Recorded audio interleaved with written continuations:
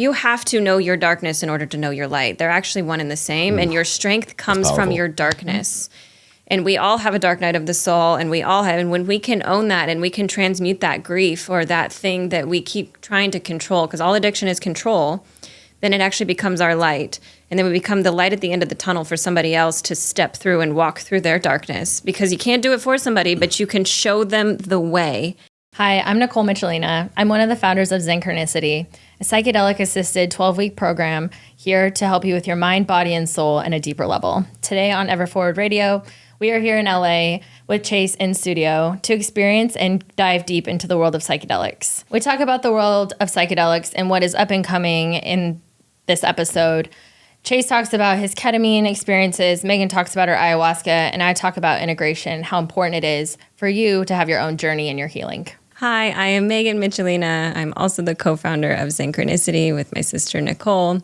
And we are so excited to be here in Los Angeles today with Chase on Ever Forward Podcast. We are here today to talk about how the future is actually androgynous and how trauma actually runs on the masculine and feminine lines. And when you become more aware of those and your energy and how that affects you, you're capable of actually having better relationships and a better relationship with yourself, as we can only meet our other people as deeply as we meet ourselves.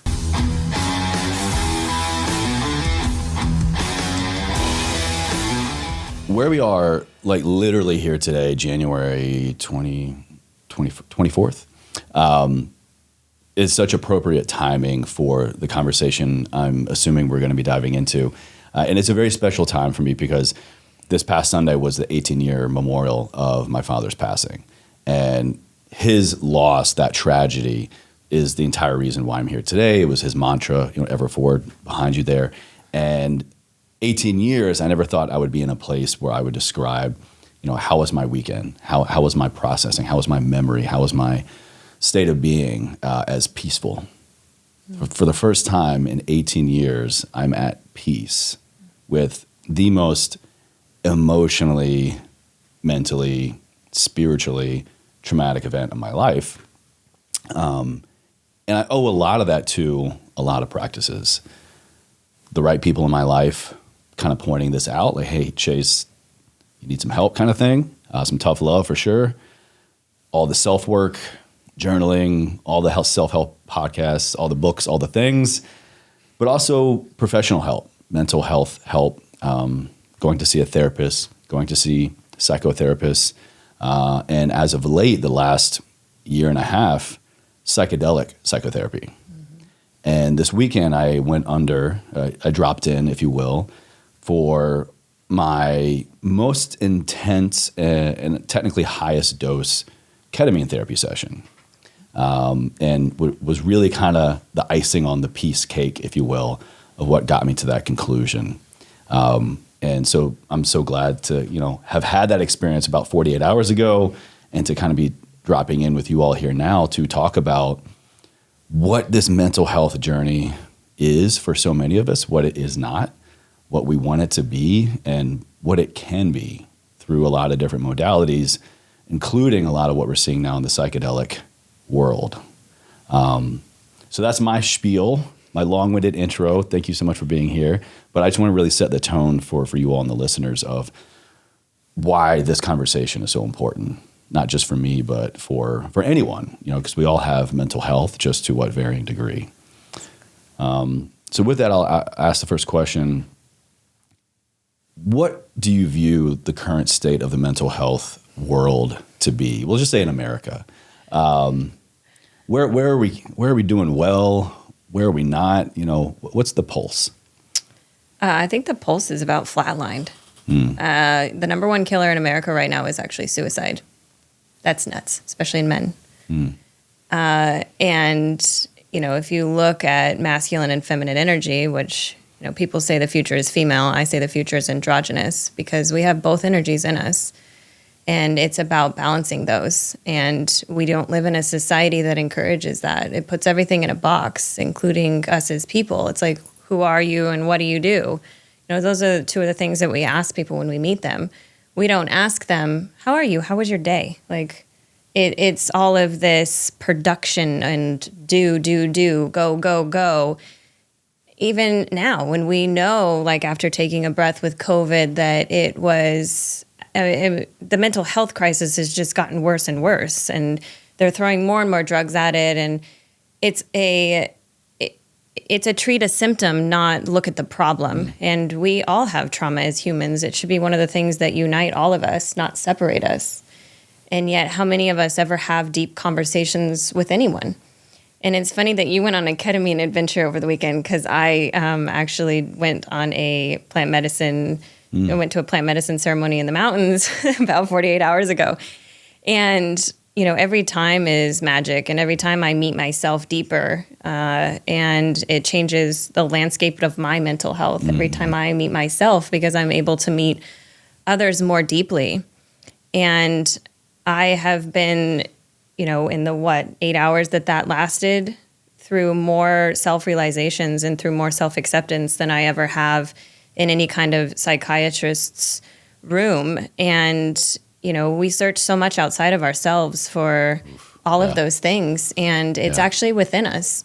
And so much of this comes back to having an understanding that there's powers greater than us here, and whatever that understanding of that is. But you see this in AA, NA, any of these things, right? They start with step one being knowing a power greater than yourself. And I feel like that's what psychedelics really bring us back to, is understanding that there's a power in this universe that is greater than us, and that all of us are here for a purpose and for a reason. And that's not included in mental health. And that's not included in schools anymore. That's not included in so much of life. And it's absolutely heartbreaking. And that's why I say it's flatlined, because, you know, you'll meet people and they're just, it's almost like they're walking around just like zombies. They're scrolling on their phones, and they've got like no concept of anything that's actually important. You know, that, yeah, material's great, but you're not going to get satisfaction at the end of a bottle. Like, how many people have tried? I mean, I lived in LA 10 years ago. I did it myself. I was looking for a power greater than myself, and I couldn't find it. And I was searching everywhere else than inside of me, in a therapist's office, and boyfriends, and this and that. And what psychedelics have given me is that understanding of just how profound we all are, and that we all have purpose, and that we're all here for a reason. And that's mental health work. Mental health work is being of service, of being of purpose, of loving yourself and knowing that you are worthy. And that's not being taught, but it's not something I can give you. You have to find it in yourself.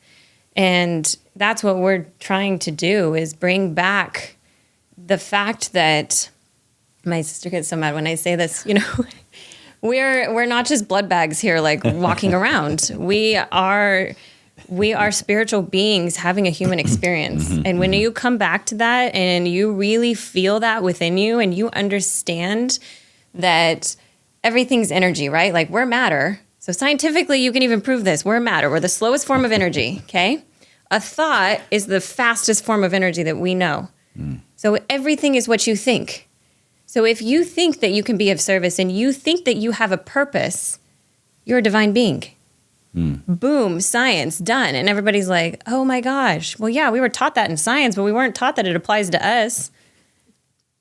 It's wild. And it's like, we've completely flatlined. I mean, everybody's on antidepressants. Everybody's taking SSR bioblockers, which is fine. I'm not shaming that, but I'm saying, you know, seek a second opinion. Just because somebody has a degree behind their name does not mean they know anything. Because most psychiatrists and psychologists and stuff like that are crazy, have been crazy, or will go crazy, and they're trying to deal with other people's problems. And it's like, okay, but do they have any reference to your problems? There's a reason alcoholics seek other alcoholics to get help, because they understand, they walk the walk. You cannot bullshit them. You know, it's you know, our relatability more than just understanding from a textbook kind of context. Yeah. Right. It's like, I've been there, because what we're all here to do is to find our purpose, and then turn around and reach back and help the person behind us find theirs. That's what we all came here to do. We have a mass consciousness. We work a lot with Carl Jung theories in our work. You know, and if mental health would have followed Carl Jung instead of Sigmund Freud, and Carl Jung was actually Sigmund Freud's prodigy, but he believed in a soul. He believed in a mass consciousness, and that's where they diverged. And it's like when I've studied both, I am fascinated with Carl Jung. He understood the masculine and feminine energy and that we all have it and how to harness that and how to interact with other people, because mental health also teaches narcissism. It's like, you're right. I'm so sorry you feel that way. Not, hey, how can you interact with somebody else so that these things don't come up? Because you're taught to be a 10 when you sit on a therapist's desk, I hope they're not sitting on the desk, in a chair. You're not taught, like, in a relationship, there's 50-50 energy. It's giving and receiving. It's not all take. It's not like, oh, you're the victim. This victimhood mentality, no. It's absolute accountability. You're accountable for everything in your life, starting with your thoughts. The thoughts you choose to give power to form your entire life. And if you understand how powerful a thought is and how that can manifest, and you understand energy and the science behind that, you will think differently every day of your life. And your mental health will start to have a pulse again. And then it starts to actually, your heart, you connect into your heart, right? The mind thinks, but the heart knows. Your mind is to solve other people's problems. Your heart is to solve your own. We have to get reacquainted with these things. But I think there's a lot of people that actually don't want that, because then they can't be controlled. But I mean, ditto or? Yeah, no, I absolutely agree. I mean, I was just going to say, like, I think the mental health crisis right now is really being used and manipulated to control people. You sit on a therapist's couch and they ask you 3 questions and you have a prescription with a matter of 15 minutes for an SSRI or SSNRI. They don't ask you what is actually going on. And the minute you start taking those... Not most, at least. Or I mean, like, very few. And I'm sure there are that are more taking the holistic approach. Ones, especially if they're not MDs or they come from, background of having had situations where, addiction, abuse, you name it in their childhood, and they've had to work through it. There's absolutely, I'm not discrediting it, but right now we're seeing, especially in our work, nearly everybody that comes to us, 9 out of 10, are on some form of either antidepressant, anxiety medication, or they're on some sort of sleep aid. And all of that is messing with the chemistry of your body. You don't feel, it changes your serotonin. It changes the way your body releases and converts serotonin into dopamine, into melatonin. I mean, serotonin is the king. I mean, it really is. Yeah. And, we don't talk about eating habits, especially with COVID. We watched a lot of mental health. We rise not only from the isolation, but from like the takeout fast food. The 80% of our serotonin is made in our gut. We don't talk about gut brain. So we're just treating this brain. We're not treating the second brain. Well, this brain is way more important because it controls so many more chemicals that this brain also talks to. So, when they say, mental health, but like, how's your gut health? Yeah, I love how you're kind of bringing up mental health with other forms of health. And I think this has been one area, by having such other great guests on the show as of late, such as MD, psychiatrists, neuroscientists, more on the medical clinical side of things, to help really explain a lot more of what's going on in such areas of the body and different systems as the brain, as the gut, and beyond the obvious of brain health, gut health, what ripple effects that actually has on mental health. The less our brains are firing, the less cohesive that system is, the poorer our mental health is going to be.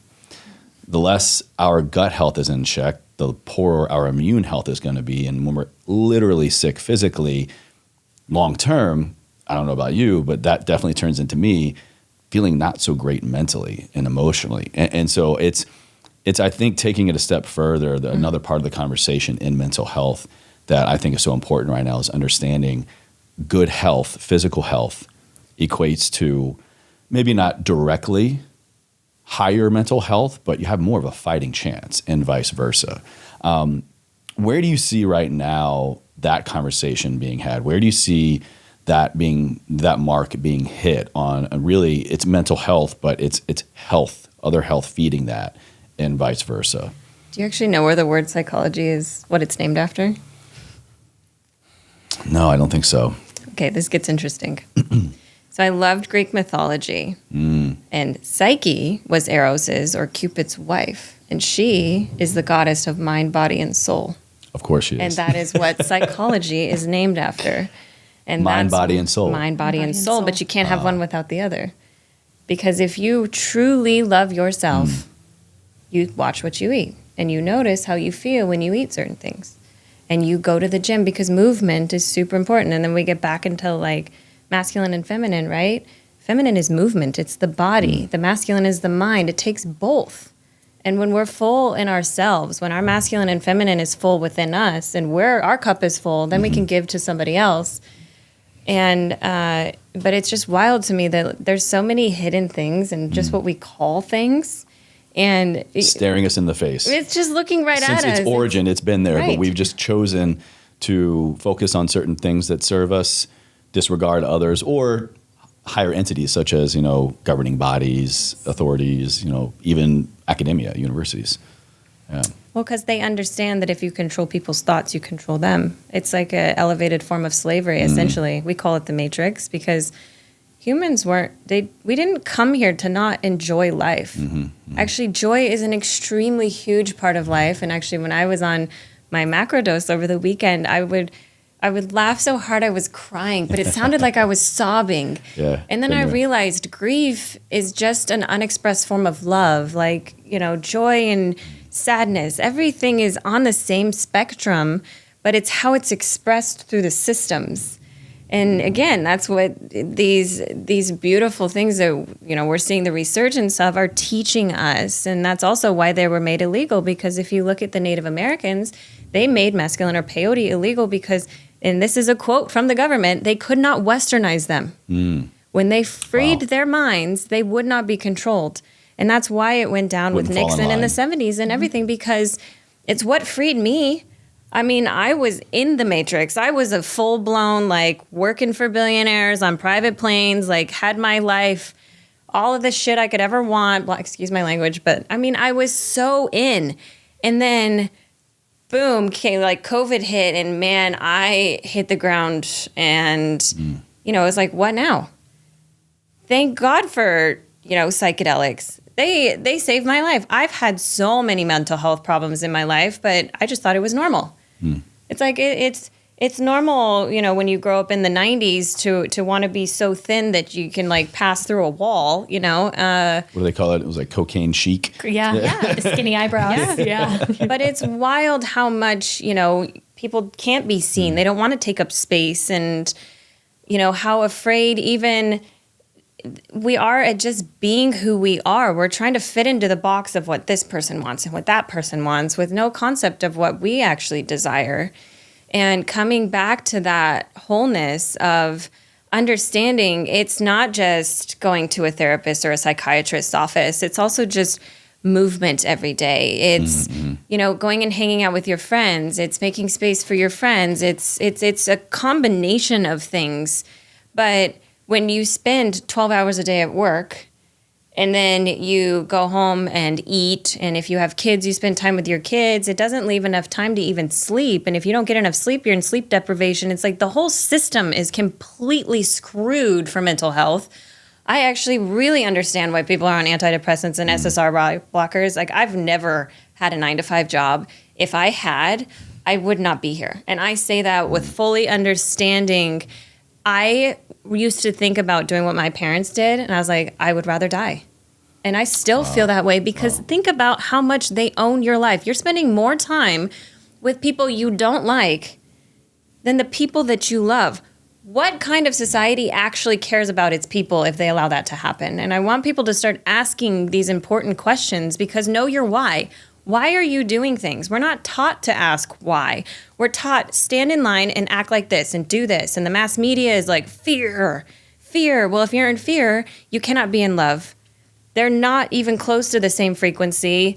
And you get into, there's strokes. Humans survive off of either pleasure strokes or pain strokes.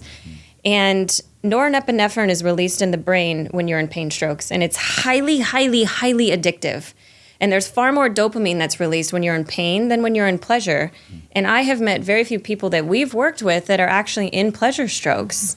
And if you have any kind of dissociation, so if you were in the military and watched anybody die, or you had abuse at home or anything, your two like lobes in your brain don't even communicate right? The detachment or dissociation lives between the lobes. And when we go into REM cycle and our eyes start to track, it can't get down into the PTSD. So it blocks, but then as soon as something triggers that, norepinephrine, but you look for that because humans are seeking sex, money, and mind-altering chemicals. One of those things, once your needs are met, your wants are those three things. And mind-altering chemicals is norepinephrine. If you are not in pleasure strokes, if you do not have satisfying relationships after you have money and sex, you are going to be an addict. You're in a norepinephrine response in the brain. It's wild. And it's so, the funny thing is it's so simple. It comes down to what do I accept and not accept? And I was a norepinephrine addict for sure. It's like, how long can I stand on this treadmill? How far can I run? How much can I hurt, right? Because it would release dopamine in my brain. But now it's like I come back and it's, even working out. It's like, okay, this is really important for movement, but it's also because I love my body. And I want to keep it healthy for a long time. It's not about like, run faster, harder. That's such a masculine energy. And we're all taught to be in our masculine, which fine, great. There's a time and a place, but know how to drop into that feminine, know how to drop into that flow, know how to drop into that like light, airy that we all have. We don't have to choose to be one or the other. We can choose to be both depending on who you're interacting with. Right? There needs to be polarization in any partnership you're in. There has to be a masculine and feminine. If you have two masculines, it's friendship. And you're seeing so much divorce and so much because people don't understand themselves. And we reject, we're calling masculinity toxic, and yet it's produce. That's toxic. Overproduction is toxic, and everybody's in survival mode. And it's like, where's your feminine? Where is your flow state? Where is your, fuck this, I'm going to lay in a bath for 2 hours with bubbles and listen to music and let my nervous system just breathe. Because we ask so many people, what does your stomach say? Because I'll ask that before I ask, what do you think? It's like, what does your gut say? They're like, huh? What do you feel and where do you feel it? Yep. But they don't, they're like, what do you mean? I'm like, what does your nervous system say? Does your nervous system like this person? Does your nervous system not? Because guess what? My gut is never wrong. And when I ignore it, is when I get into trouble every time. That's when we beat ourselves up, right? That's the, shoulda, woulda, right? It's wild. It is so wild. And I think it's super important, like Chase, we were talking before, like the whole body, the mind, the body, and the spirit. And when you don't, you could take care of the mind all day long. You can journal, you can read, you can podcast, but that's constantly taking in. Instead of actually, what am I feeling? How am I feeling? What does this make me feel? But then like actually listening to the soul. I think so many people don't even know their soul. They may know a bit of their self. They may know what maybe when they go to a Chinese restaurant, they know they like this one versus this plate, but they don't even know what they want in a relationship. Like they don't. I mean, we work with women all the time. They're so in their masculine. We're like, what do you want in this relationship? I don't know. What do you mean you don't know? How is this man that you are going to give your whole life to supposed to fulfill or be a part of your life if you don't even know you? And you can't ask for what your wants are in your soul. And we forget so much that the soul is self. But it is a huge part of the mental health game and knowing that. It makes me kind of think of in my health coaching practice years ago, I kind of just got to this conclusion, maybe it's just where I was personally, of the steps don't really matter that much, or the steps we think we need to have to get to this end result, they're not as important as if we just focus on the end result. And the end result in that case really being you don't want to work out to look a certain way. You want to work out. You want to change something in your diet and your fitness so that you can feel better about the way that you go about living your life. So what if we just focused on how do we feel better? What is that end goal? What does that look like, feel like? And then we just reverse engineer. And I love how you're kind of talking about this, I think, necessity, if I'm hearing correctly, to kind of reprioritize the mind, body, soul. I feel like soul is that end result really that we're all after when we start on the mind work, the body work. We don't realize that the soul part, or maybe not yet, we don't realize the soul part is what we're actually after. It's that third magic unifying part. But it all still serves it, right? When we work on the body, we do feel better. We get all these positive neurotransmitters flowing in our body. We become a better vessel, more efficient vessel, a better walking, talking meat bag, like you said. And then, the mind work, which I think is kind of probably the second way that most people, at least personally, it was the way that I went about what I thought was better health and certainly better mental health was mindset. Well, if I'm just thinking differently, if I'm exercising my mind more, diving more into every self-help book, every podcast, every lecture, every just, thought type of challenge coupled with the physical work, then like that's it. Inside, outside matches. No, there's that third missing component, and that's the soul work. And that's really where I'm at, and that's what I'm kind of hearing being that magic cohesion, Well, and that's where psychedelics come in, because you can do the soul work with psychedelics. Like, you drop into that subconscious, you calm that DMN, you're in your soul. There's default mode network. Yes, everybody. yes. Default mode network in the frontal cortex of the brain. It's where our ego lives. It's where our habits live. It's where PTSD lives. It's our base operating system. Yeah. Think of us as a computer. We're just you to get default up, mode. brush your teeth, Exactly. You gotta look good for your day. You gotta do the things, and that's where psilocybin comes in, and many other treatments. That calms that down, and when in bigger doses, you're able to completely surpass that, and you're dropping into the subconscious. The subconscious is like the heartbeat of the soul. Mm-hmm. That is like where you get into the meaty part of learning who you are. And every time, like Megan was saying, like you go just a little bit deeper each time. And like I'm sure you've experienced that with going in and doing ketamine treatments. You go a little deeper and a little deeper and a little deeper, and then you integrate it, right? Mm-hmm. And it's like, wow, like this can be endless, but the soul is endless, right? We're never going to reach the bottom. And I think so much in the healing aspect, in the healing world, it's like the work is never done. Yeah. And if someone is telling you that there's an end to this, they're a liar. They don't know, because it's never done. You're turning a corner, there's more trauma. You're turning another corner, oh, well, that's a PTSD response. Oh, well, shit, now I'm back in this addictive, whatever it is. And yet society just says, well, that's how it's supposed to be. Right. You've relapsed. Yeah. And then there's no, okay, well, that's a societal structure. That's a controlling form of something. That's someone telling you how your journey is supposed to look. But yet your journey, my journey, Meg and I's journey, totally different. Yeah. It's the assumption that every if is the same then in every human experience. Exactly. And I found a lot of similarities.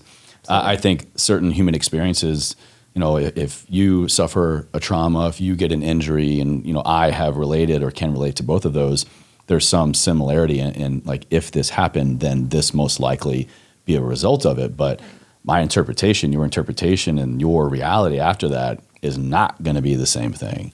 And you brought up the key word that I think is the most important in all of this, and that's integration. Mm-hmm. Integration for me has been really the magic. I mean, in psychedelic experiences, in psychedelic psychotherapy especially, or even just my own psychedelic personal experiences, there's magic to be had, but it's the unpacking and the understanding and the mulling over and the journaling and the sharing and the talking and the crying and the laughing that only then kind of filters through for me meaning, or what I want to, like the path I want to be put on to find the meaning. But it's the same thing to kind of keep the theme going of mind and body, right?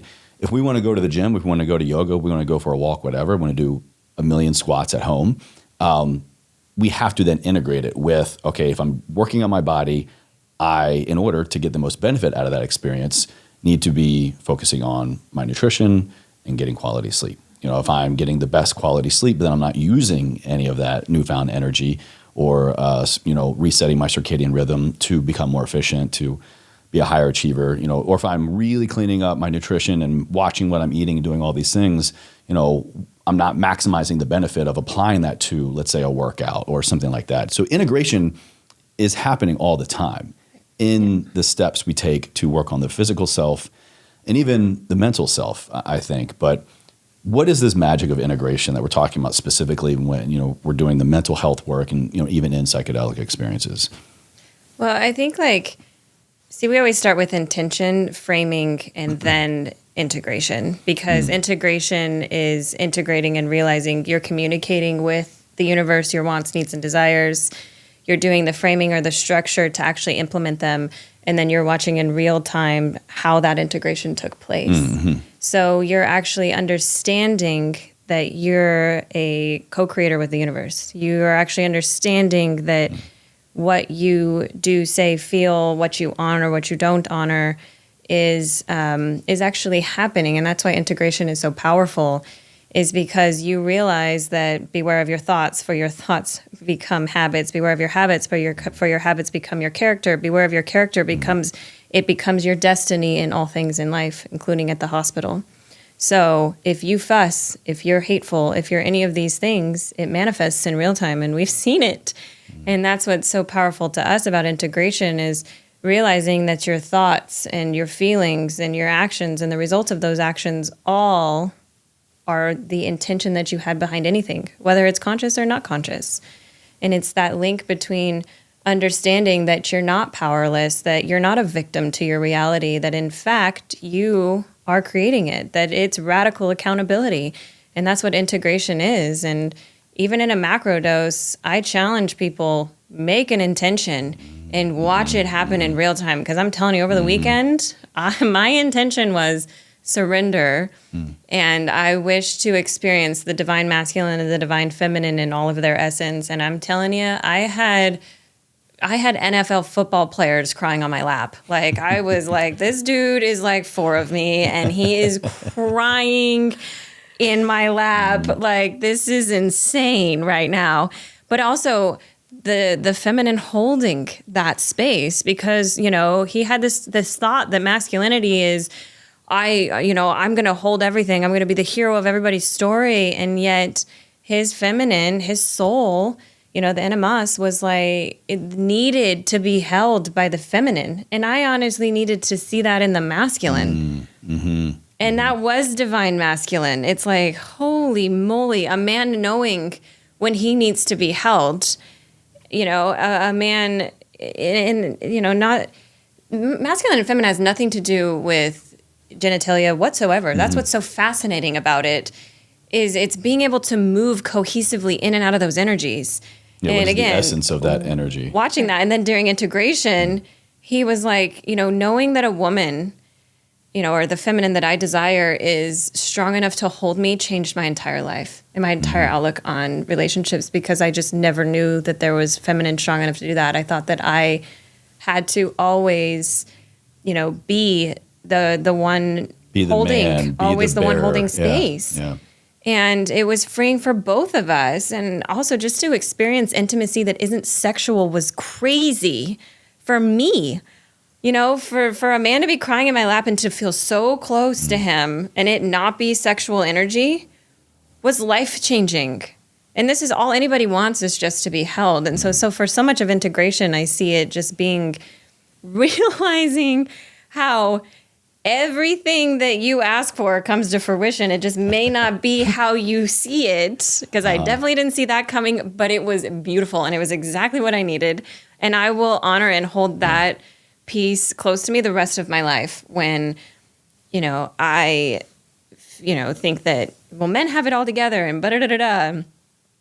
Know that I need to make space for that too. So integration, I agree, is super, super important, because also hearing, especially when you're in a group or you have a coach to like bounce it off of. And that's why I really think that kind of coaching and the new ways of that we're going about integrating like psychedelics and framing are really, really important, because that's how shamans did it. Right. That's how shamanic medicine works. It's like you set an intention and you share that with the shaman, and then you have a group circle where they invite in the consciousness, and then you have a circle after that integrates. This is how shamanic medicine works. These are the experiences that humans have been experiencing and holding for thousands, tens of forever. Right. Ever since we have come together collectively. But we need to honor that too, and make sure that we're staying intentional and that we're staying conscious when we're using these plants and these things. Because I've also, you know, had boyfriends and things that have had alcohol problems, and they take a mass amount of mushrooms and they're like, well, it didn't work. I'm like, yeah, but you weren't doing it intentionally. You don't actually want to be better. You just think this is taking a pill and fixing it, which is a very Western philosophy. So true. You're not doing the work. And That's the thing. This isn't like a magic pill. You have to walk through it. And sometimes it feels like walking through literal hell. Mm-hmm. And I've had my moments where I have been on my knees or throwing up black tar out of my heart chakra or doing all sorts of things. But you know what? You have to know your darkness in order to know your light. They're actually one and the same. And your strength comes from your darkness. And we all have a dark night of the soul, and and when we can own that and we can transmute that grief or that thing that we keep trying to control, because all addiction is control, then it actually becomes our light. And then we become the light at the end of the tunnel for somebody else to step through and walk through their darkness, because you can't do it for somebody, but you can show them the way. And, you know, that codependency in society is another thing that needs to be stopped. You're not responsible for anybody else. And this was a really big one for me, because I want to save everybody. I'm like, okay, I did it this way. That it doesn't look the same for everybody. And it's also, if you take that away from somebody, you're taking away everything from them. Mm-hmm. And, you know, but to be really conscious when you're working with these modalities, because they're so ancient and they're so sacred. And I'm in reverence to them every day by the work that they have done in my life and continue to do, because every time I am shocked at what they have to teach me. But I'm open to receiving it, and I'm intentional and I'm conscious, and I integrate it, and I respect their lessons, and always breathe, because sometimes stuff comes up and the more you fight it, the worse it gets. And, yeah, it's so much just acceptance and love, because you have a choice between fear and scarcity, or love and acceptance and abundance. All live in choice and in thought. And that's even when you're macrodosing, microdosing on ketamine. Anything is just... Hell, even breath work sometimes, yeah. Just a 30-minute breath work session. Yeah. Well, and I think integration is so important to check if it's self or if it's ego. Mm-hmm. Where are you coming from? Do we have to integrate this, or can we take it for what it was? Interesting. Yeah. Breathe through it, accept it, move on. Because I think not everything so has much, to be a revelation. We right? don't have to have, our logic mind wants to make light of it. But do I have to make light of it? Yeah. And I think a lot of people run into that in integration of like, well, I have to know why. No, you don't. You were given it, take it. And it may come to fruition tomorrow, or it may come in fruition 5 years from now, or maybe it was just something very small. You needed to experience it. You needed to learn to surrender, or maybe it was just an ego check. And, you know, really just separating and breathing through that and taking the time to just say, like, what is this? Because so often we're right in that logical mind. We've got to make sense, because our humanness gets right there real close. And it's like, wait, let's scale out and like, let's look at this from a different perspective. The analogy that kind of comes to mind that I think most humans can relate to, if you have not had any kind of psychedelic experience or deep altered state of consciousness like we're talking about, like I said, you know, even breath work. My first out-of-body experience was through holotropic breathing. About 20 minutes in, just boom, in my dying father's body. Wild. That's a pretty wild story. Yeah. But the analogy that comes to mind is kind of like when we're kids, right? And our parents say something and we don't understand it. We don't comprehend it. Or the ego at the time, if the kids have an ego, maybe we're a dumb teenager, chooses to kind of not understand it. Like, what do you mean, Dad? What are you talking about, Mom? They're like, you'll get this when you're older. Mm-hmm. You'll understand later. Right. And I feel like that is kind of a very similar experience when we have these types of magical, spiritual, mystical experiences, especially in a psychedelic experience, is we don't need to, nor should we, I think, force meaning on that experience if there is not an immediate meaning or an immediate step towards meaning. Because from personal experience, that has popped up a month later, 6 months later, a year later, and I go, oh, it doesn't make the experience I had any less, and it doesn't take away from the truth that it was then. I just didn't understand it. I didn't have the tools. I didn't have the experience. I didn't have anything else to really contribute to that to help kind of analyze it. But it was still true then. It's just now I kind of caught up. Well, and it's like, you know, Dr. Joe Dispenza, he's one of our mentors. If you know. Never heard of him. She's that guy. You know, he says we see 1%. The 99% is the unknown. And if you don't trust the unknown, then you're not living. I mean, that is profound in itself, because whether it's psychedelics, breath work, meditation, you can have profound meditations. Now you got to integrate it. Mm-hmm. Well, now I got to go to work. Like, I just meditated for an hour. Now I got to go to work. Well, you have to surrender into it, because now you have to go and live life. And, it's when I started thinking about that, like when I heard that, when Dr. Joe said that, I was like, wow, when you just surrender and let go, 99% of life shows up for you. And like, that's integration. But isn't that the hardest part? Yes. I'll say the hardest part, dead ass sober, or in really, again, my personal experience, but I think a lot of people I've talked to who have had psychedelic experiences with this kind of deep-rooted intention of healing mental, emotional, spiritual self is let go. Mm-hmm. If you feel like you're melting, melt. If you see a door open, walk through it. If you see a stairway going up, walk up it. It just, whatever is happening, just go with it. But letting go in an experience, but also just in everyday life, letting go, I think, is one of the most difficult things for humans to just comprehend. Like, what do you mean, let go? What's your take on that? Why is it hard for us to let go? Is it fear of what's on the other side? Like, what is actually going on there in your interpretation? That's called wounded feminine. It is. It's wounded feminine. So trauma runs on either masculine or feminine. Okay. And when you have wounded feminine, you can't surrender, because the feminine surrenders, the masculine takes charge. So when you're trying to control, or you are trying to make something be something, you're in your masculine. When you can let go and be, and the essence of flow is divine feminine. That's the things we're trying to master, right? So this is what we do so much in our work, of just be. Hardest thing people do, because you have a core energy, right? We're both feminine cores, right? So it means in a relationship, I desire to be the feminine. So I relinquish, at least 80% of the time to allow the masculine to lead. Now, that doesn't mean I don't guide, but it means that the masculine leads. It's a 50-50 relationship, but you have to have boundaries in relationships. It can't just be chaos. Mm-hmm. There has to be somebody that... Which when we say let go, kind of... Surrender. We think chaos, Surrender. right? Like if I let go, then there's going to be chaos. Right. If I surrender, it's J-Vol. Exactly, But creation is but chaos. in the mind and in the heart, which is even more scary. Right. Well, but is it? That's that unknown. The unknown is perception is feminine, scary. because it's the dark. It's chaos. Creation is feminine energy. I mean, women get pregnant every day having no idea what's going to happen, and birth is the closest time you're to death. And, I mean... It's crazy how much we don't actually have control, and yet we fight tooth and nail to have it. And actually, my life has fallen so much more into place. The law of attraction and all of that is feminine energy. To attract anything is femininity. It's your sacral chakra. To do, to be, to force, to control is all masculine.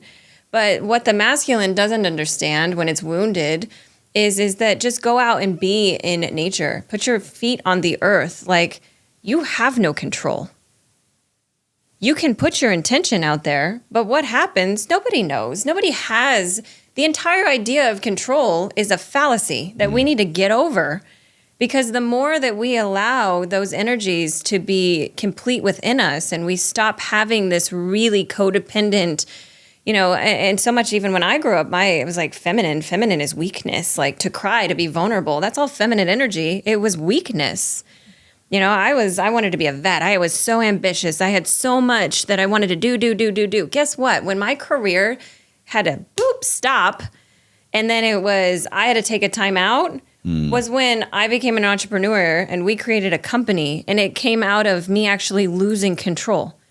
Me actually being brought to my knees, and I went down, did ayahuasca, I had mushrooms growing out of every orifice on my body, and I was like, am I ever going to be normal again? And I had a panic attack. I was like, oh my God, I'm going to be a mushroom. And then I was like, oh, that doesn't sound so bad. And then I just kind of I've been a couch relaxed. before. That was interesting. It's nuts. I'm on my couch now. Yeah.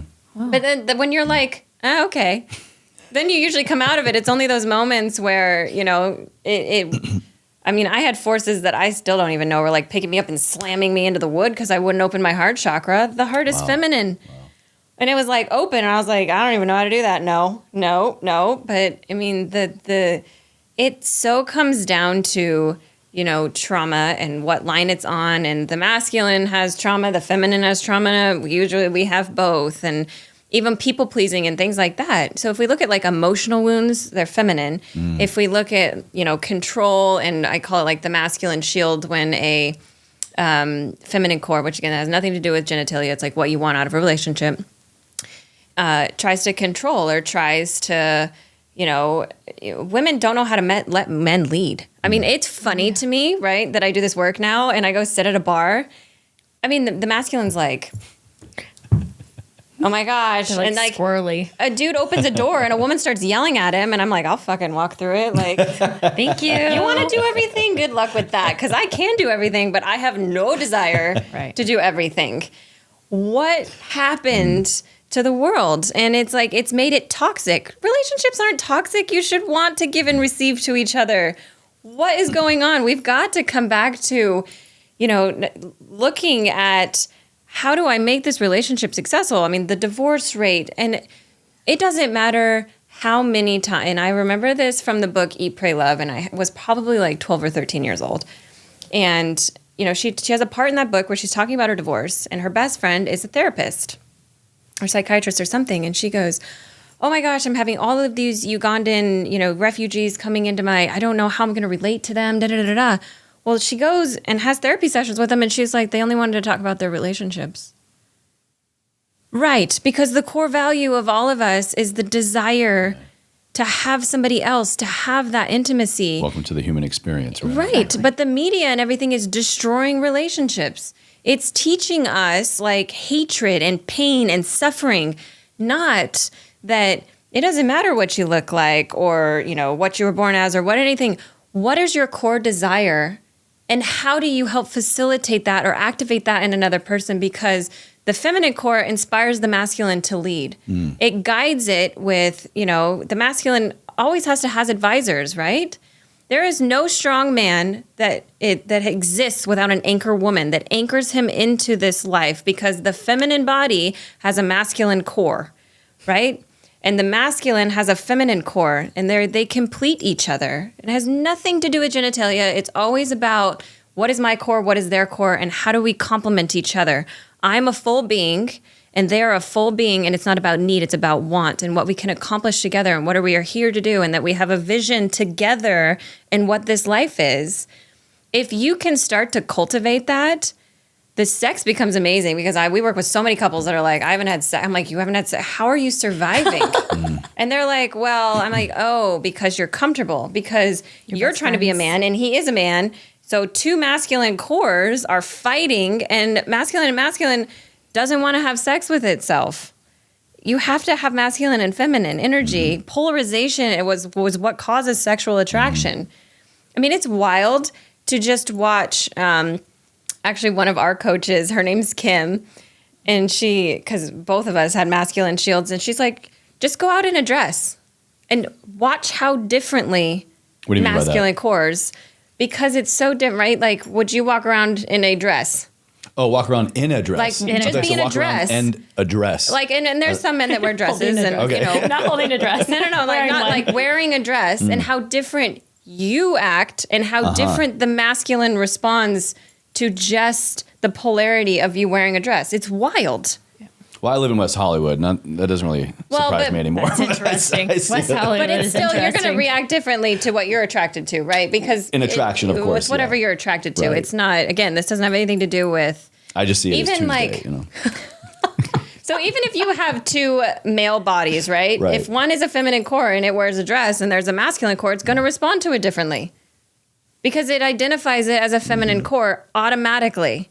But you see, so it's not this game of Clue of what is going on, right? So again, it has nothing, but I had never thought about it, but it changes how I carry myself. It changes how the masculine interacts with how I carry myself. It changes the energy. And again, everything's a thought. So it's probably just how I'm going through life of like, I remember when I wanted to wear a dress, I literally thought, oh my gosh, what if I have to climb a fence? Like, that was a thought that I had. Get this, okay? This is how funny the universe is. Too far-fetched, I guess, but... Well, so then we go, this is like a month later, but I put that intention out there. I'm in a dress, And we had to park like on the side of the Renaissance Festival. I had to climb a fence in a dress. And I remember like hopping down to the other side and I was like, I did it. That wasn't so bad, but our mind puts in like crazy fears. The fear of surrender is, well, what if Surrender. worst case scenario happens? And climbing a fence in a dress is by far the end of the world, but we put I a thought block it up in was, front of right. surrender because there's work involved. Yeah. There's work involved. And, you know, I think hopping over a fence in a dress, while it might not be easy, it's a little different than. You don't want to try it? Been there, done that. No, I'm just kidding. The fear of the work involved on the other side of surrender, I think, is really what we're talking about. Or again, from personal experience, because change is inevitable when we choose to work on ourselves. When we go down this mental health road, when we go down maybe this psychedelic experience road, we will change. We will have an experience. And in that experience is going to either be an immediate understanding, or like I was talking about later, something that we are meant to maybe apply and learn later. But no matter what, we are coming out of that experience with new information. And that new information, does it not, challenge the operating system we had before, just challenging. And we never once would have thought, oh, I'm going to have to hop a fence today. But once you challenge what you're wearing or how you would go through that obstacle, all of a sudden it becomes all this extra work and we put up all these blockades for it. That's my kind of interpretation of the real hesitance to surrender. Well, and you're never the same. You're Right, never, you're right, like a, yeah. I mean, I think about it as every time that you go into something, whether it's breath work, meditation, psychedelics, whatever it is, you're never going to be the same person you went in as. You're like a snake. You're shedding the skin. It's done. It's old. You can never go back. No matter how hard you try, you can't go back because you can't undo the experience. And as long as you're surrendering into that, and as long as you are embracing it and just saying, I'm here, then you're going to get whatever you need to receive. Because also, like in anything, like I said, in any form of medicine, breath work, or, you're deep in your subconscious mind, you're only going to be shown what you're ready to receive. You're never going to get more than you can take, and if you want to look at it as like the religious aspect, right? Like God never gave humans anything more than they couldn't handle, and so when I look at it like the psychedelics and the surrender, you can handle this. You've got it. And you're being shown for a reason. Now, you might meet that reason with resistance because it may not be comfortable, but there's a reason behind it. And if you lean in and you look, it may just be a little morsel or a little piece of sand, but you need that to move forward and for your evolution of self. Like when I first found fitness, we'll say, these are always my easiest analogies with my background and the core of the show, physical self, health, wellness.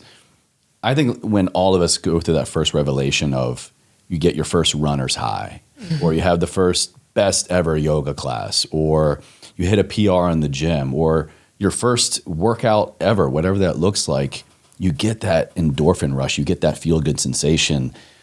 We want everybody else to have that experience, right? Yeah. Especially people we love and care about. Right. I struggle with, I'll say publicly, I want everybody to do psychedelics, but I also don't want everybody to do psychedelics. Right. Yeah. I think because I've had such profound healing, like literally no joke, I feel like I am here alive because of all the things leading up to and the years now of psychedelic therapy. Yeah. And beyond that, like I feel like my life truly, I know my meaning.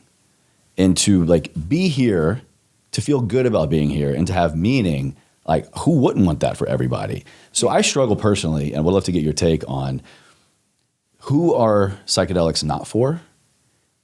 Can they eventually be for everybody? What is that kind of protocol? What is that litmus test for the head and the heart for somebody to go, I'm ready, I want to dive in? Or is it just a full-blown surrender and just, having that proper integration and set and setting and all that to take care of you on the other side?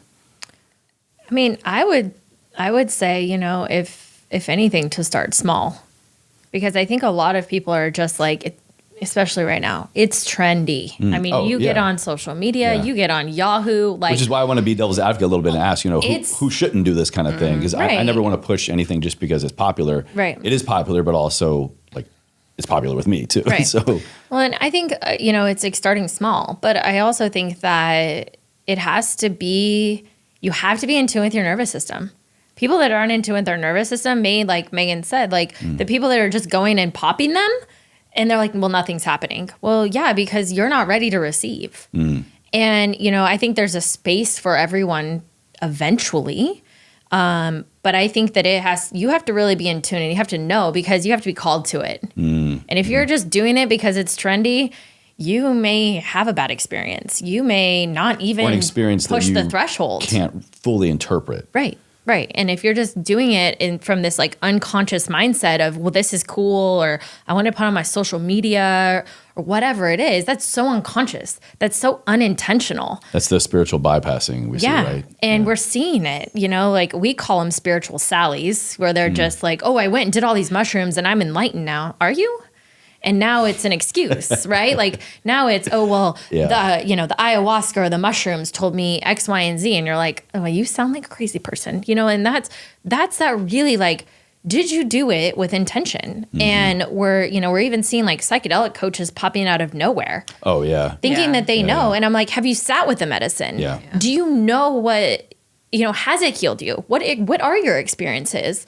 And, I don't. The amount of people I know in the psychedelic business that have not had a psychedelic experience, I'm like, what? Right. That's like being a personal trainer and never worked out before, in my opinion. Did a pinky weight. Yeah. You would be shocked. Yeah. Well, and we were on a call earlier today, and this guy was talking to us about the financial boom of psychedelics, and I'm just sitting there like, hey, you do you, boo, but I'm not I'm not an investor. This conversation I can't have with you because I'm on the other side. I'm the practitioner. I'm the one we're for this. We're pushing for this. We want this for mental health. And yeah, we get it. It's cool and trendy in the finance world right now, but I can't speak to that, you know? Well, yeah, he literally told us you can't speak at this conference because you're not in finances. And I was like, yeah, but I can actually speak to the medicine. I understand it. But I'm telling you, it is going to be one of the biggest financial institutions that the world's ever seen. What we are going to see, even in the next 4 years, is going to be, we can't even comprehend it, what this will do. But the financial side of psychedelics. Yeah. Well, and just how much they're already exploding. But I think that the ones that are supposed to be in it, and the kind of the grassroots movement is what I will call it. The OGs essentially. To come back to shaman medicine and come back to the people that believe in the shamanic practices that have been around for thousands of years, not, oh, well, how is this going to make me money? Because I hate that frequency. It really bothers me. But also just understanding that when you're called, back even in 2017, I remember hearing about ayahuasca and being immediately, my friends all told me I was nuts. I was like, I want to go do this in Jamaica. I want to go, or I think it was maybe Peru, not Jamaica, but I already had a calling. You know in your soul that you want to go, and to not just do these, because they can just as easily cause psychosis as they can create a spiritual awakening. And if you are not ready to go through your spiritual awakening, you can go into psychosis, and it's nothing to mess with. And when we work with people, I get very clear on where they're at, both physically, emotionally, and whether you're ready to see some of the stuff that you see, because you cannot make it logical. If you are not ready, and this is why we work in the masculine and feminine, and I keep bringing that up, but it's massive. It shifts everything, because when I need to be strong, I can be strong. When I need to surrender, I can surrender. And when you can move in and out of these modalities, and some people do it naturally without having to consciously know it, you're able to have a more profound experience on psychedelics, because if you lock in and you get into a cycle or a circle in a psychedelic experience, it can break you. I've never personally seen it, but I've heard stories through our mentors, and, even shamans are very careful with this kinds of stuff.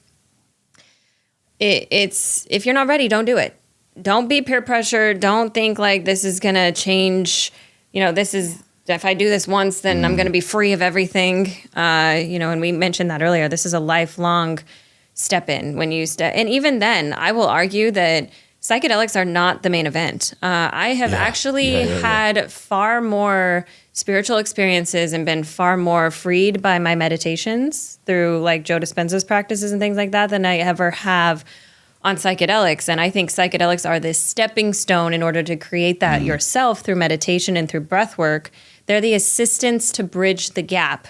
They are not the main event, and they can be just as addictive and just abused as anything else. It is the medicine, but it's not the medicine. Right, right. Yeah. Self is the medicine, and just to really, I don't want to see these take, that negative of a turn, because I also think that they're far more powerful than alcohol and things like that. Oh. And I don't want to see people having psychotic breaks. So, just really honor yourself and your soul and sit in intention and thought before you really go about even microdosing anything. It has to align. And that's one of our teachings, alignment.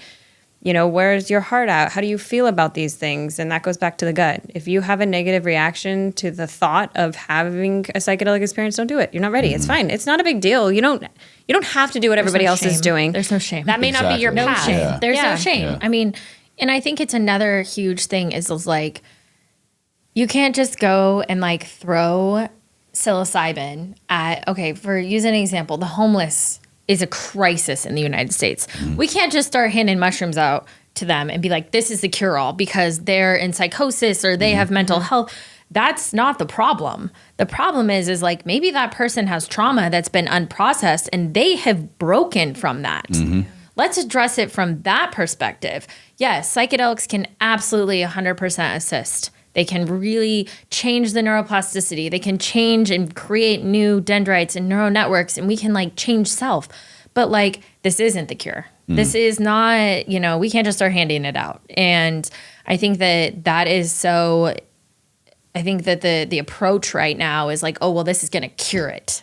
Yeah. And it's, or no. it's not going to cure it because like we were saying earlier, there's so much work involved. And it is a dedication. You have to want, and you have to have also being surrounded by the right people, because we've definitely met people that they're like, yeah, I do psychedelics, and like even just sitting with them, my nervous system is like, there's no way that I can sit in medicine with you because you haven't done, or you can't balance, you don't understand, you can't drop into your heart, you can't drop into your breath.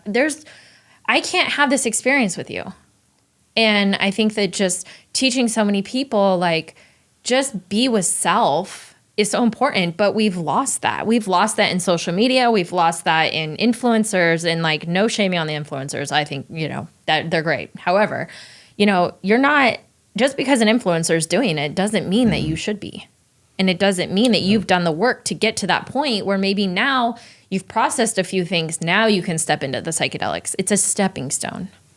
The community aspect for me has been kind of that extra layer to healing that I didn't know was possible. I didn't know I needed. Right.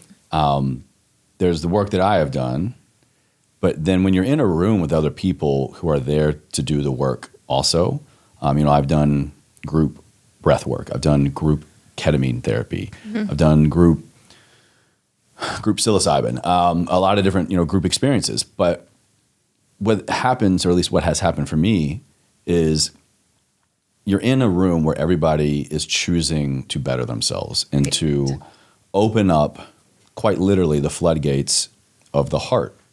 And that doesn't stop after the medicine's over.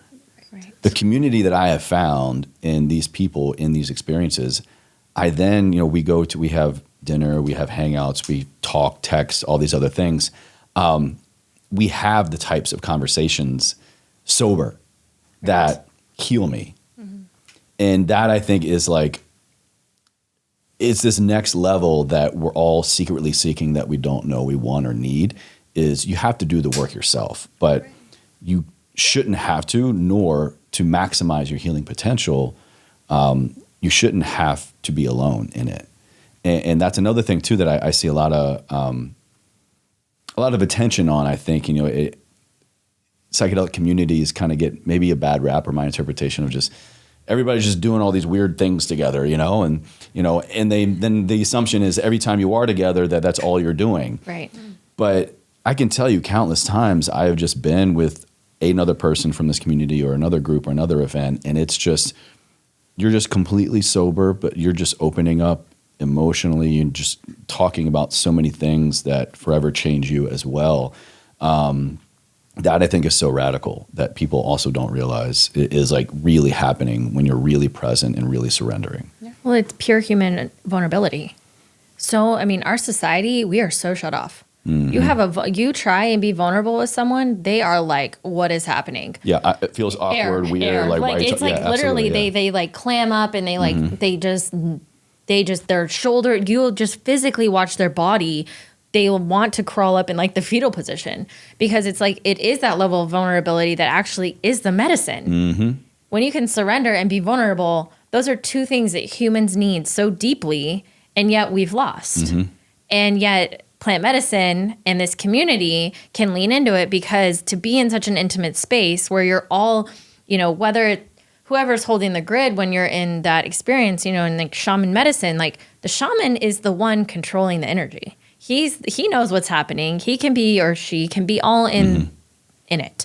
And Megan has, when she did her ayahuasca, when she went down, she even came back and she's like, there was a common thread through all of us. We all had the same experience. And I don't know if you've had that similar of like sitting with medicine or even meditation. Mm-hmm. People can all be on the same wavelength. And then you can all have that vulnerable conversation. Like, did you? And it's back to that like, okay, well, my lens was slightly maybe rose colored, or yours was a little more sunshine, but it was the same experience. And that vulnerability to like be in it. And you just realize, you're like, wow, this is everything I was like not taught. Mm-hmm. We are all connected. We are all energy. There's a mass consciousness. This is profound, and this is the medicine. And vulnerability is such an amazing sweet spot. There is another component to mental health. Mm-hmm. I'll say is that the courage we can have and the bravery we can have to be more vulnerable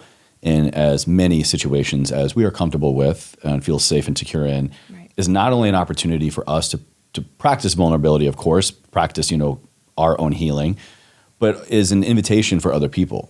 Right. One example comes to mind. I think my third ketamine psychotherapy session, I got an Uber to go to the clinic, and in that Uber ride, the guy made a comment about the weather or something. Like every small talk starts, right? The weather, of course. I was like, I don't want to do this. Like, I don't want to talk about the weather. It's in LA. It's perfect every day. What else can I say? And he made a comment about the weather, and like, because we were going from West Hollywood to the other side of town, I was like, it's usually cooler over there. And he said, oh, well, what are you doing over there?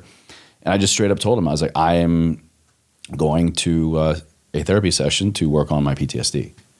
And he almost like stopped the car. It was this older gentleman, maybe like mid-60s, white guy. And he just looked at me in the rearview mirror, and like something shifted in him. And the entire dynamic of that car ride shifted, because after that, he began to ask me questions. And then I learned that he is a recovering alcoholic of like decades and decades and decades. And he's in recovery now for like a couple of years. And I wound up then giving him the information of the clinic I was going to. So, I mean, I don't know what happened after that. Right. Maybe he became more curious, or maybe just me opening up about more than the fucking weather was enough for him to go like, I'm not alone. And maybe sharing more information about this is actually what I need. It was like the coolest Uber ride. Well, and that's the medicine. Mm-hmm.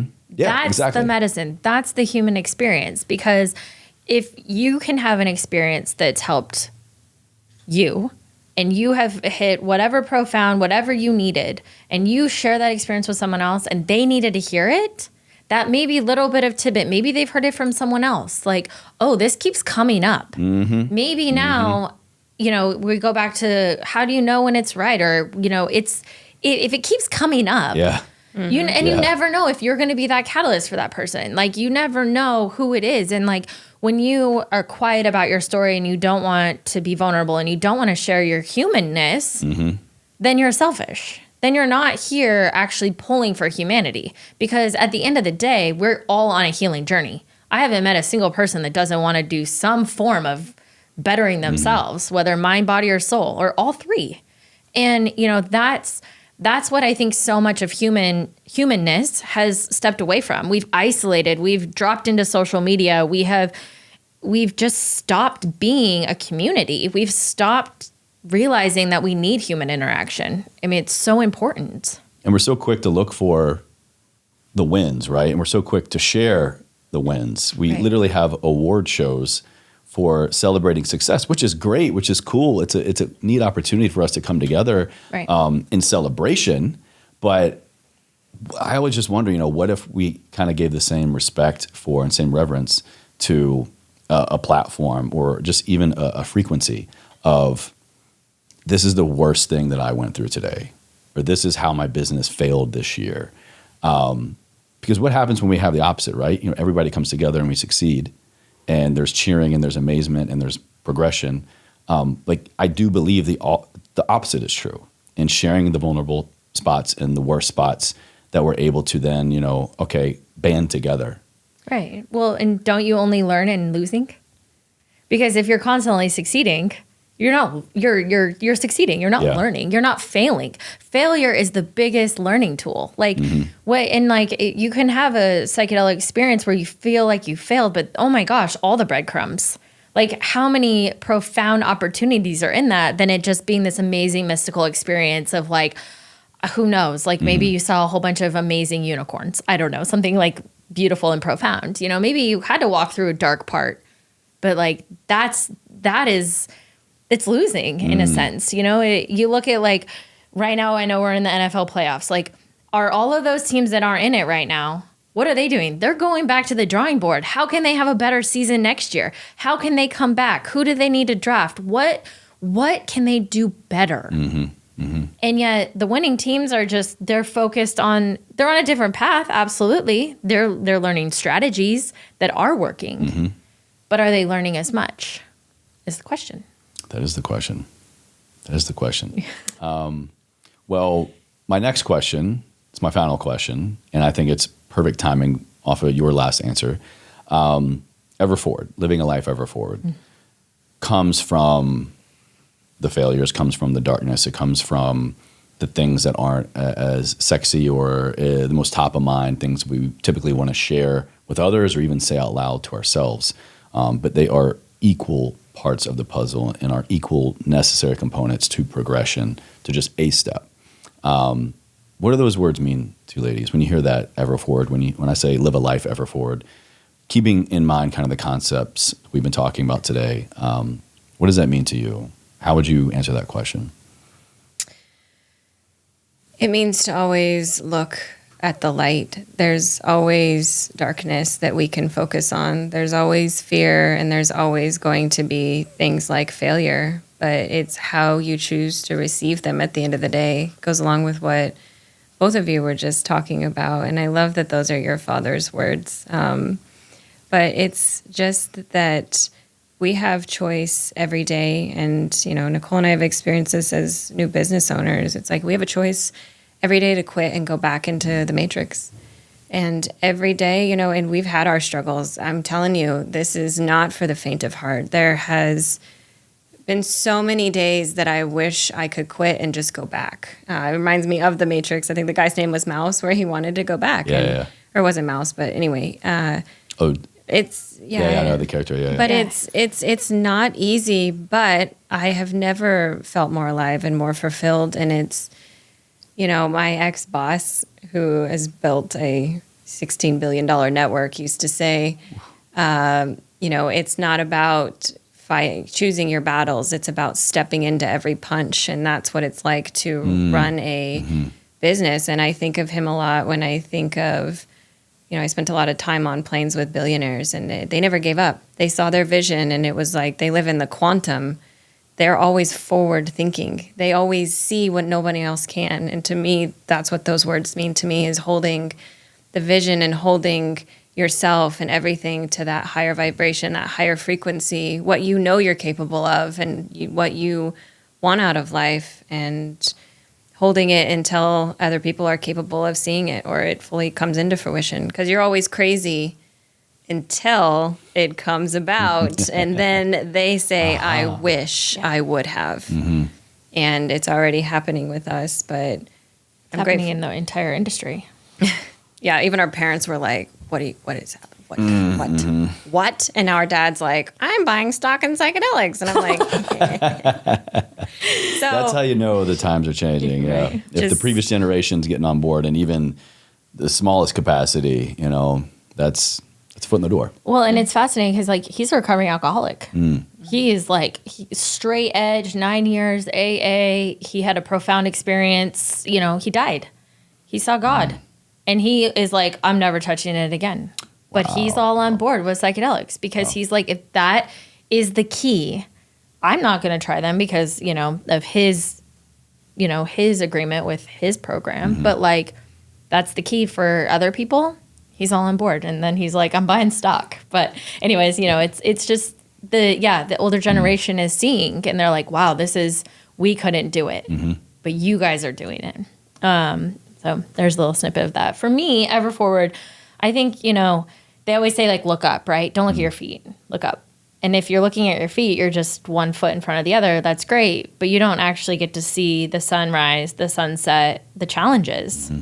The challenges are what make you, not your feet, not looking down, because you never know who you're going to bump into. You never know what opportunity is going to present itself. If you are always looking down, you never open the doors to step into the new life. You may be walking, but you're not actually living. There's never a right or wrong answer. Thank you both for your interpretation. It's kind of just my way to, at the end of every conversation, to bring it back to the theme of the show and just, to kind of take your message and, through my lens. So I appreciate that. Absolutely. Because we talk about a lot on the show, physical, mental, emotional, spiritual well-being.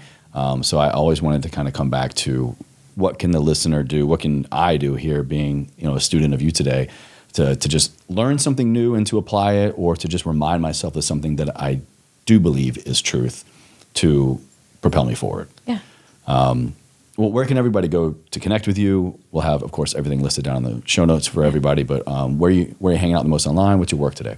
So mostly Instagram. We have our own personal page at Zenchronicity_Sisters. It's all the things. We don't filter that. That's got business. That's got our Dalmatian. That's got life.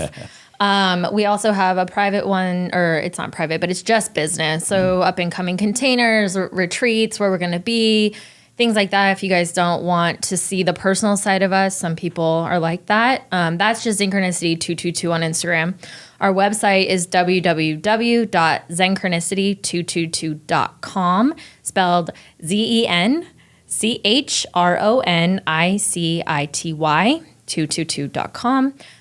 We have a group program coming up February 13th starting. It's great to get your feet wet in that one. It's same structured program as our one-on-one, but it's just, it's group. It's intimate in a group setting. We definitely believe in the group aspect. And then we have one-on-one coaching. If anybody does apply, it is an application for the one-on-one. Is this in a psychedelic experience, psychedelic coaching? Okay. Yeah, it's all psychedelic coaching. You can choose not to. The program does work without psychedelics if people are wanting to get an experience without the medicine. It's absolutely an option. Into this spiritual, mental, it's a 12-week program. Work. It's mind, body, spirit. It's the works. If you hear about it on this podcast and you apply for the one-on-one, just put Chase's Ever Forward podcast on there. We do give $2,000 off the one-on-one program if you hear from podcasts. Ever Forward will work. Yeah, okay, that's cool. perfect. I'll actually I can reference it from that. And we have all sorts of stuff linked to our podcasts and stuff about the industry, all the stuff we have kind of lives on our website. Expansion of really a lot of what we talked about today, yeah, I'm sure. Absolutely. Yeah. And if anybody has any questions, absolutely DM us. We usually are pretty active on social media. We usually get back within 48 hours. Sometimes if we're traveling, it might be a little later than that. Links to the mushroom swag. I'm just connecting the dots. You're both wearing mushroom outfits here. Yeah, we're... my peripheral, it kind of looks like polka dots. Like polka dotted mushrooms. It's an experience. Your Amazon mushroom store. Yeah. Soon. Coming soon. Yeah. Coming soon, mushroom store. Great. Yep. Well, thank you ladies both so much. I'll kill the interview there. That was great. Thank you. Thank you.